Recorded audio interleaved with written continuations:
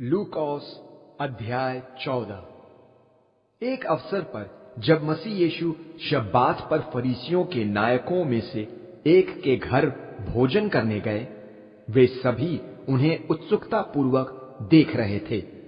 वहां जलोदर रोग से पीड़ित एक व्यक्ति था। मसीह यीशु ने फरीसियों और वकीलों से प्रश्न किया, शब्बात पर किसी को स्वस्थ करना व्यवस्था के अनुसार है या नहीं? किंतु वे मौन रहे। इसलिए मसीह यीशु ने उस रोगी पर हाथ रख उसे स्वस्थ कर दिया तथा उसे विदा किया। तब मसीह यीशु ने उनसे प्रश्न किया, यह बताओ, यदि तुम में से किसी का पुत्र या बैल शब्बात पर गड्ढे में गिर जाए तो क्या तुम उसे तुरंत ही बाहर न निकालोगे? उनके पास इस प्रश्न का कोई उत्तर न था।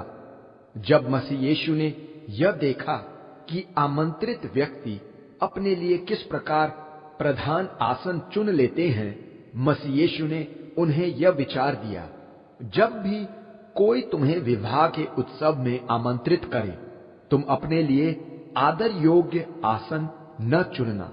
यह संभव है कि उसने तुमसे अधिक किसी आदर योग्य व्यक्ति को भी आमंत्रित किया हो।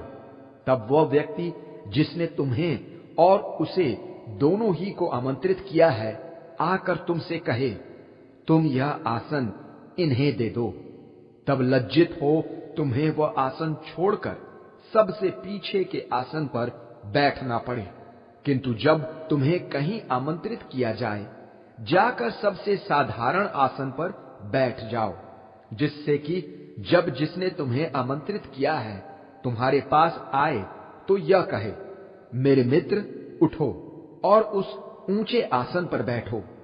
इस पर अन्य सभी आमंत्रित अतिथियों के सामने तुम आदर योग्य साबित होगे।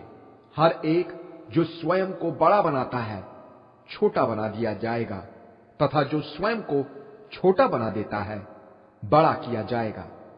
तब फिर मसीह यीशु ने अपने न्योता देने वाले से कहा, जब तुम दिन या रात के भोजन पर किसी को आमंत्रित करो तो अपने मित्रों, भाई बंधुओं, परिजनों या धनवान पड़ोसियों को आमंत्रित मत करो। ऐसा न हो कि वे भी तुम्हें आमंत्रित करें और तुम्हें बदला मिल जाए। किंतु जब तुम भोज का आयोजन करो तो निर्धनों, अपंगों, लंगड़ों तथा अंधों को आमंत्रित करो। तब तुम परमेश्वर की कृपा के भागी बनोगे। वे लोग तुम्हारा बदला नहीं चुका सकते। बदला तुम्हें धर्मियों के दोबारा जी उठने के अवसर पर प्राप्त होगा। यह सुन वहां आमंत्रितों में से एक ने मसीह यीशु से कहा, धन्य है वह जो परमेश्वर के राज्य के भोज में सम्मिलित होगा। यह सुन मसीह यीशु ने कहा, किसी व्यक्ति ने एक बड़ा भोज का आयोजन किया और अनेकों को आमंत्रित किया। भोज तैयार होने पर उसने अपने सेवकों को इस सूचना के साथ आमंत्रितों के पास भेजा, आ जाइए, सब कुछ तैयार है। किंतु वे सभी बहाने बनाने लगे। एक ने कहा, मैंने भूमि मोल ली है और आवश्यक है कि मैं जाकर उसका निरीक्षण करूं, कृपया मुझे क्षमा करें।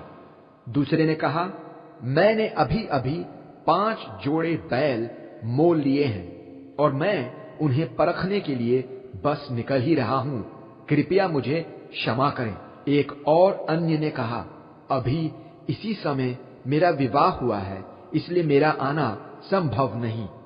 सेवक ने लौटकर अपने स्वामी को यह सूचना दे दी। अत्यंत गुस्से में घर के स्वामी ने सेवक को आज्ञा दी, तुरंत नगर की गलियों चौराहों में जाओ और निर्धनों, अपंगों, लंगड़ों और अंधों को ले आओ। सेवक ने लौटकर सूचना दी, स्वामी, आपके आदेश अनुसार काम पूरा हो चुका है, किंतु अब भी कुछ जगह खाली है। तब घर के स्वामी ने उसे आज्ञा दी, अब नगर के बाहर के मार्गों से लोगों को यहां आने के लिए विवश करो कि मेरा भवन भर जाए। यह निश्चित है कि वे जिन्हें आमंत्रित किया गया था उनमें से एक भी मेरे भोज को चख न सकेगा। एक बड़ी भीड़ मसीह यीशु के साथ साथ चल रही थी। मसीह यीशु ने मुड़कर उनसे कहा, यदि कोई मेरे पास आता है और अपने माता पिता, पत्नी, संतान तथा भाई बहनों को, यहां तक कि स्वयं अपने जीवन को मुझसे अधिक महत्व देता है, मेरा चेला नहीं हो सकता। जो कोई अपना क्रूस उठाए बिना मेरे पीछे हो लेता है, वह मेरा चेला हो ही नहीं सकता।